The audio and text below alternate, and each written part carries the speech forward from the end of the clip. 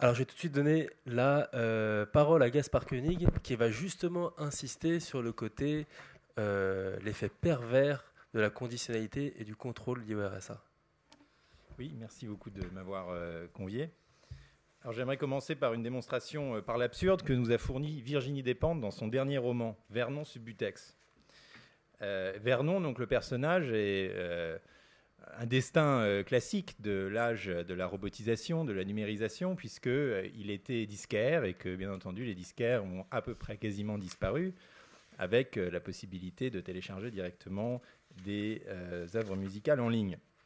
Et donc, il perd son emploi et petit à petit, il perd tout et il se clochardise lentement, pour résumer un peu le roman. Mais en fait, comment le roman commence? Dès la deuxième page, Virginie Despentes nous informe que Vernon a été radié du RSA. Et voilà comment elle décrit cette radiation. Dans la copie du rapport que Madame Baudard, qui est donc la conseillère Pôle emploi, avait rédigé pour justifier sa radiation, elle mentionnait des choses qu'il avait évoquées avec elle sur le mode du bavardage, comme dépenser de petites sommes d'argent pour aller voir les Stouges au Mans ou perdre 100 € au poker. Alors vous voyez, sans le rapport de Madame Baudard, pas de radiation, pas d'expulsion, pas de clochardisation, pas de roman pour Virginie Despentes, pas de misère peut-être pour notre société. En tout cas, ça illustre bien le côté, pour moi, terriblement paternaliste du RSA, et ça a été largement développé avant, donc j'y reviendrai pas. Alors, moi je représente une ligne de pensée, une tradition de pensée libérale, et précisément dans le libéralisme, il y a, qui accorde une importance fondamentale à l'individu, à l'émancipation de l'individu, il y a cette idée du revenu de base sous forme d'impôt négatif qui a été développé par Milton Friedman dans Capitalisme et Liberté. Et ce que j'aimerais développer devant vous, c'est l'analyse que fait Foucault de cette idée. Donc c'est par rapport à ce qui a été dit là, c'est à peu près la même chose, sauf que au lieu de donner du cash et de payer de l'impôt après, le revenu de base est donné sous forme d'impôt négatif, c'est-à-dire de crédit d'impôt, et ensuite on calcule la taxe afférente, et soit on touche de l'argent, soit on contribue. Mais finalement, c'est à peu près le même mécanisme, sauf qu'on inverse l'ordre. Tout ça pour dire que donc Michel Foucault, dans Naissance de la biopolitique, qui sont ses dernières leçons au Collège de France, a consacré un cours entier à l'impôt négatif tel qu'il a été développé par les libéraux. C'est la leçon du 7 mars 1979. D'abord, ce qui est intéressant, et donc je vous fais un rapide exposé, parce que ce n'est pas un texte très connu, enfin en tout cas moi je ne le connaissais pas. D'abord, Foucault rappelle comment cette idée a été introduite en France. C'est assez intéressant de voir les va-et-vient qu'il y a eu, puisque c'est Michel Stoléru, qui, étant étudiant aux États-Unis, a entendu parler de l'impôt négatif qui était développé par Friedman et qui était très sérieusement étudié par l'administration Carter, qui ensuite l'a transmise à Valéry Giscard d'Estaing, qui a failli être intégré dans le 7e plan économique et qui finalement s'est transformé, évidemment, même si c'était une version décevante, en RMI, sous la deuxième présidence de Mitterrand, qui citait lui-même Stoléru. Et puis bon, finalement, est devenu le RSA et peut-être un jour, espérons, le revenu de base. Et l'argument fondamental des libéraux, selon Foucault, c'est bien l'idée d'une politique sociale dont les effets, je cite, seraient entièrement neutralisés du point de vue économique. C'est-à-dire que vous dissociez le rapport direct de l'État à l'individu, et c'est l'État qui donne le filet de sécurité, mais vous ne demandez pas au mécanisme économique d'interférer avec la politique sociale. Alors, conceptuellement, Foucault insiste sur 3 aspects. Enfin, c'est moi qui les résume. D'abord, le but de l'impôt négatif, du revenu de base, est d'atténuer les effets de la pauvreté. Et seulement ces effets.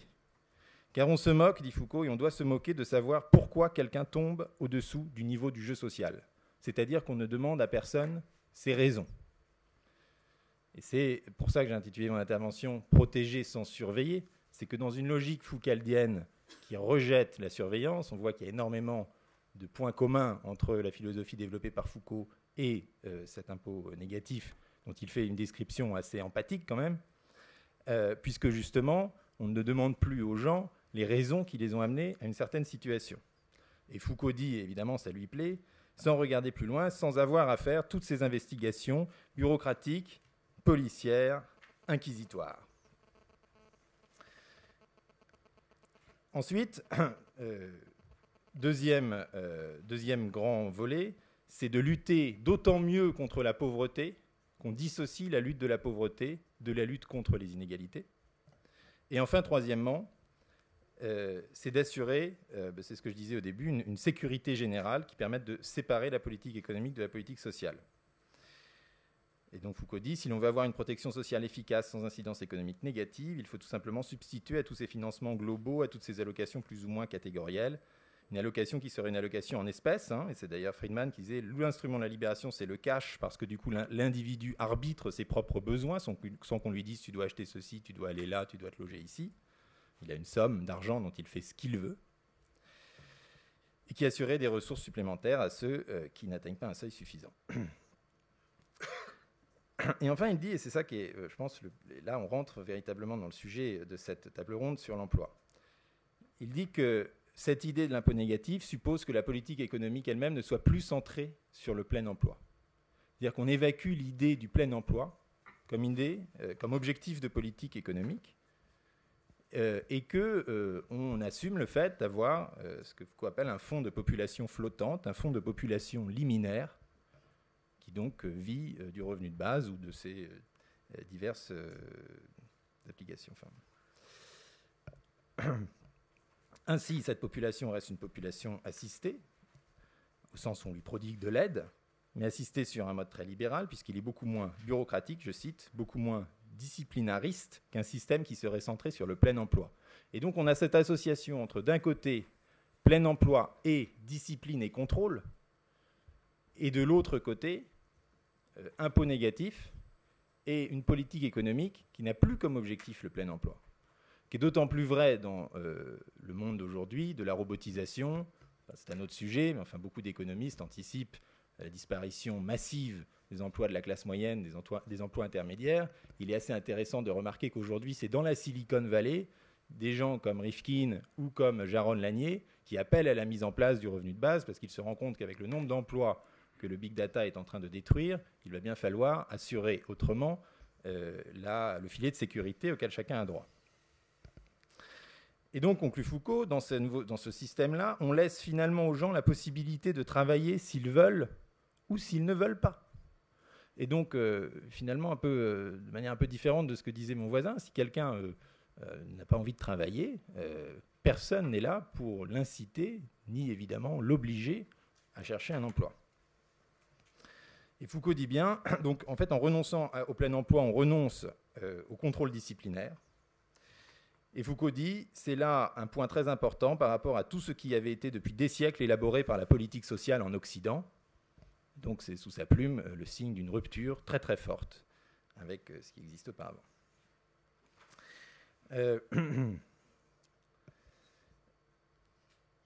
Néanmoins, évidemment, y compris dans ce système, on est tout à fait autorisé, si je puis dire. Enfin, chacun fait ce qu'il veut, comme dit Foucault, et donc on peut tout à fait chercher un emploi.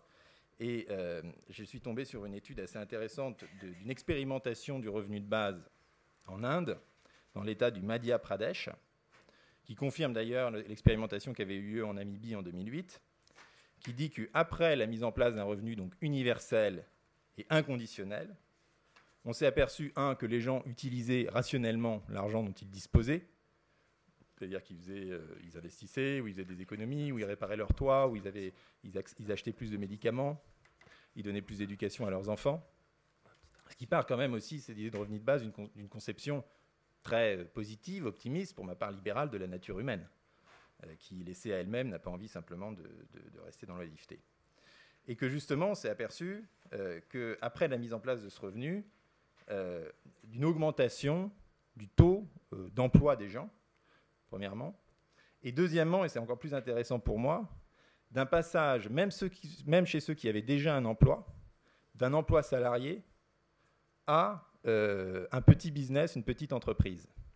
Et c'est bien cela que permet le revenu de base, c'est-à-dire la garantie d'une sécurité absolument incontestable et inconditionnelle, c'est de pouvoir bien plus facilement se lancer dans des projets créatifs dans la mesure où on n'aura plus la peur totale du lendemain. Et c'est bien ce qui s'est passé donc dans cette expérimentation en Inde. Et enfin, j'aimerais finir un peu sur un autre plan, en vous donnant les résultats d'un sondage que nous avons fait avec l'IFOP et qui est sorti aujourd'hui. Et il y avait une question sur le revenu de base. Alors, la question était formulée de la manière suivante. Vous savez que dans les sondages, la formulation de la question est assez critique. Donc, vous allez voir si ça vous parle. Peut-être que d'ailleurs que la formulation de la question fera bondir certains d'entre vous. Mais enfin, la voici. Au moins, elle a été très efficace. Êtes-vous favorable à la mise en place d'un revenu de base garanti à tous les citoyens qui se substituerait à la plupart des allocations existantes? Ce qui est vrai, formellement. Eh bien, quand même, il est assez satisfaisant de savoir que 60% des personnes interrogées sont favorables et que ça transcende les clivages politiques, grâce à la formulation de la question, puisqu'on a à la fois une grande majorité à gauche, mais aussi une majorité à droite. Dans aucun cas, l'idée est rejetée. Et quand on fait ensuite la décomposition par tranche de population, hommes, femmes, jeunes, vieux, actifs, inactifs, salariés, non salariés, province, ville, on s'aperçoit, et dans l'ensemble des questions, c'est la première fois que des autres questions de ce sondage, c'est la seule fois que c'est arrivé, que c'est unanime. Il n'y a aucune catégorie qui se distingue, qui rejette violemment le revenu de base, qu'on soit encore une fois entrepreneur, fonctionnaire, retraité, actif, jeune et autres. Alors, petite incise, il y a une différence, et c'est entre les hommes et les femmes. De manière qui m'a un peu surprise, les hommes sont plus favorables au revenu de base, 66%, que les femmes, 54%. Alors ça, je ne me lancerai pas dans une tentative d'explication de ce chiffre, peut-être que d'autres voudront le faire autour de cette table. En tout cas, ce sont des résultats très homogènes, et comme vous le savez, pour convaincre les politiques d'agir, il y a bien sûr la voie de la raison, mais j'ai noté qu'il y avait aussi la voix de l'opinion publique et des sondages. Et donc, c'est assez important de faire ce genre de choses, je trouve, pour leur mettre sous le nez le fait que, même si c'est une idée qu'ils trouvent absurde, eh bien, c'est une idée qui trouve un écho dans la population. Voilà, merci.